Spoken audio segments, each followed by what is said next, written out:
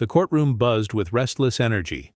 Cameras flashed, reporters whispered eagerly, and every eye was fixed on the witness stand, waiting for the next explosive testimony in the high-profile Diddy trial. Suddenly, the heavy courtroom doors slammed open. Silence fell like a blanket over the crowd. All heads turned. There, calm and composed, walked Will Smith. No announcement, no invitation.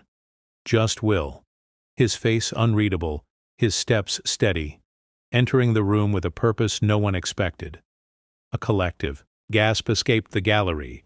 Even the judge paused mid-sentence, his gavel momentarily forgotten. Cameras zoomed in. Reporters scrambled for their microphones. Will Smith, a man known for his unshakable poise and respected throughout Hollywood, had decided to break his silence. Why now? What could possibly bring him to this courtroom on such short notice? The air was thick with anticipation. Because what Will Smith was about to reveal wouldn't just shift the course of this trial.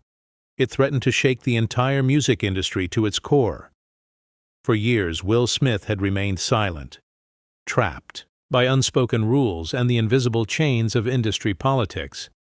Pressure to stay quiet wasn't just suggested, it was enforced with threats and whispered warnings. The fear of retaliation, professional ruin, and public scandal loomed large over him. But recently, something shifted. Diddy's behavior grew more aggressive, more controlling. New evidence surfaced that made the stakes impossible to ignore. What had once been buried under layers of fear and doubt began to resurface with undeniable force. The story began innocently enough. Will's first encounter with Diddy was at a glamorous industry party.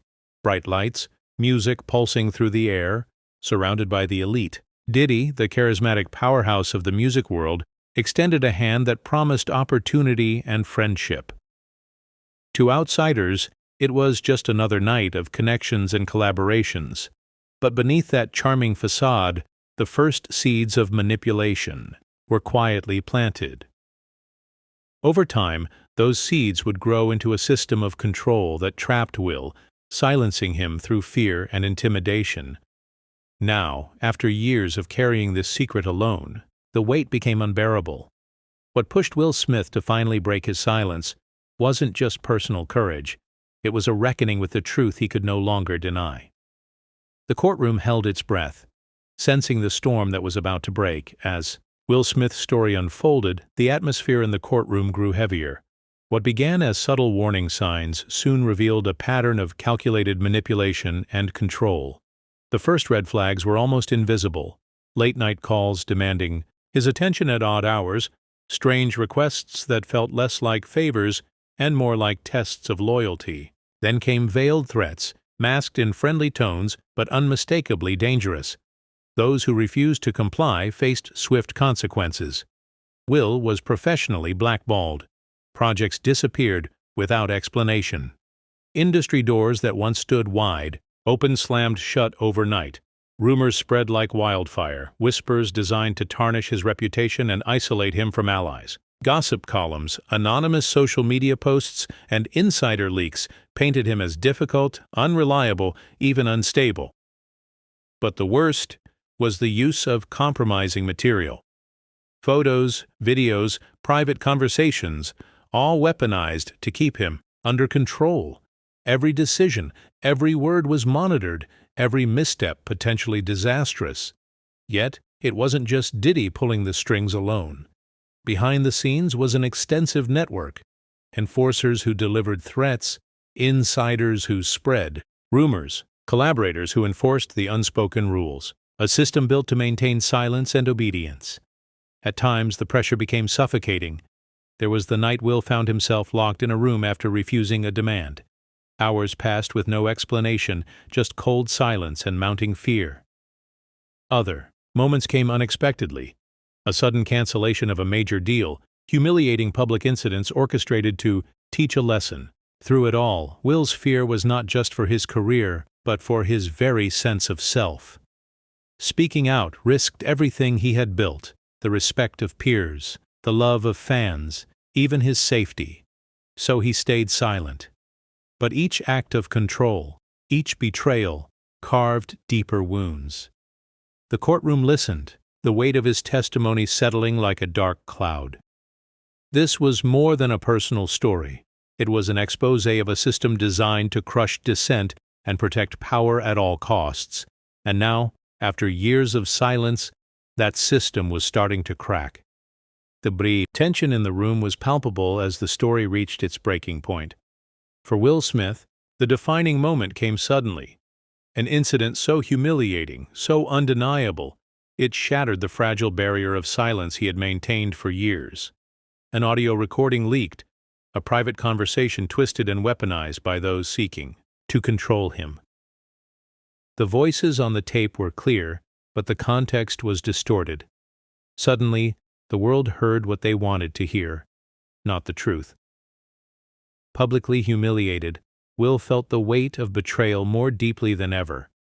Trust shattered, his reputation dragged through the mud. He realized something fundamental. Silence was no longer a shield, it was complicity.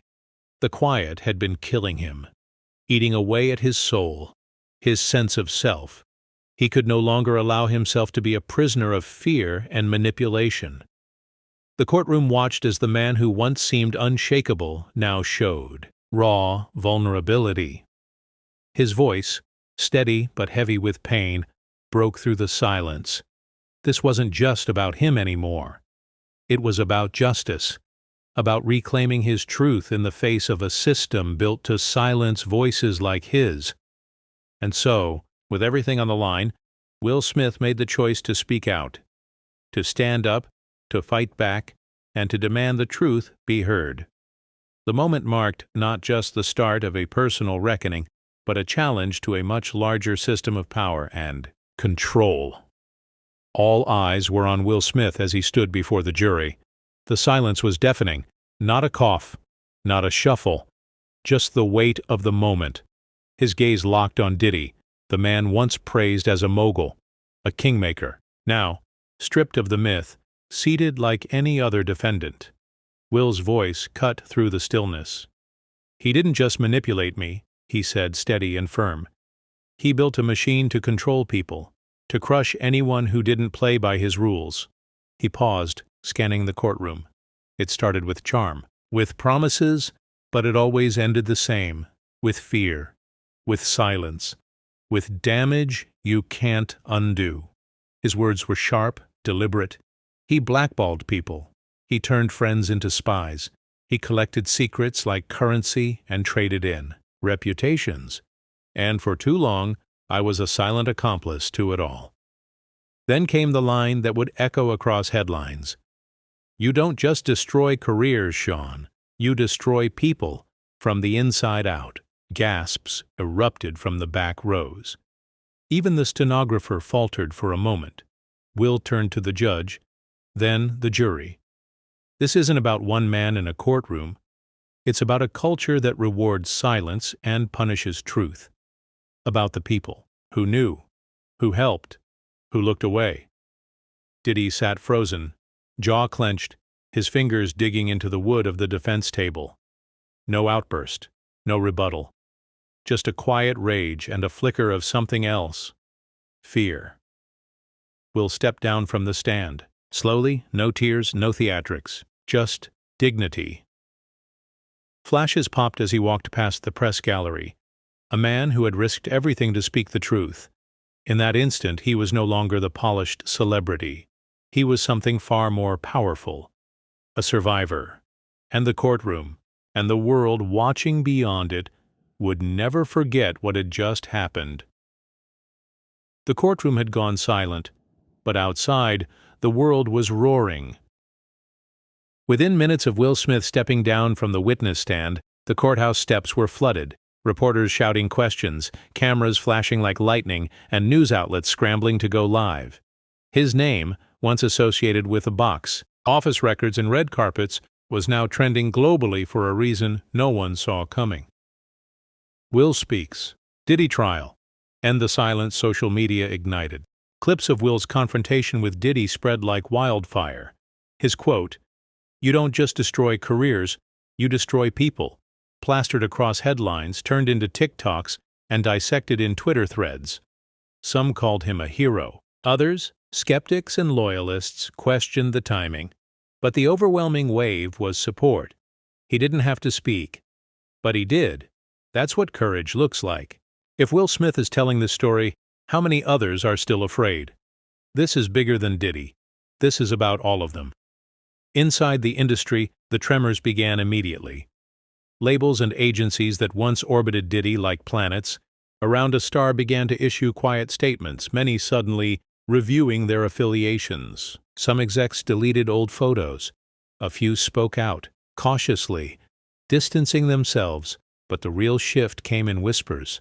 Other names, other stories, rumors that had lived in shadows for decades began creeping into the light. Insiders called, journalists anonymously. Former assistants, artists, collaborators, all saying, if Will can talk, maybe I can too. It wasn't just one man anymore. It was a system unraveling. Meanwhile, Will disappeared from view. No press conferences, no victory laps. Just silence. A silence now filled by others finally finding their voices. He had become something else, a mirror, a reckoning. And with that reckoning came hope.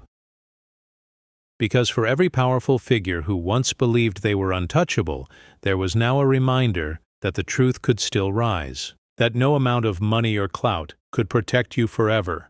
And for every young artist, every crew member, every silenced victim watching at home, Will's testimony sent a clear message. The era of silence is ending. This wasn't the final word.